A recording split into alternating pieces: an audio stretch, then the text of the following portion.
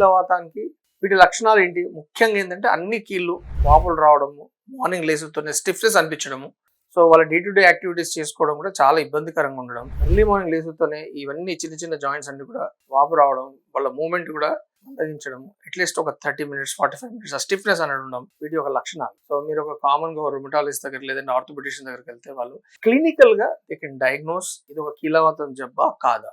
So ఆ suspicion ని మనం నిర్ధారించడానికి మాత్రమే కొన్ని ల్యాబ్ టెస్ట్ చేయడం జరుగుతుంది. లైక్ ఆర్ఏ ఫ్యాక్టర్ కావచ్చు, యాంటీ-సిసిపి కావచ్చు, ఏఎన్ఏ టెస్ట్ కావచ్చు, ఏఎన్ఏ ప్రొఫైల్ కావచ్చు. సో ఈ టెస్ట్లు పాజిటివ్ ఉంటేనే కీళ్ళవాతం ఉన్నదనేది కూడా అగైన్ రాంగ్ స్టేట్మెంట్. కొంతమందిలో కంపల్సరీ టెస్ట్లు పాజిటివ్ ఉండాల్సిన అవసరం లేదు. ఇది ఓన్లీ క్లినికల్ డయాగ్నోసిస్.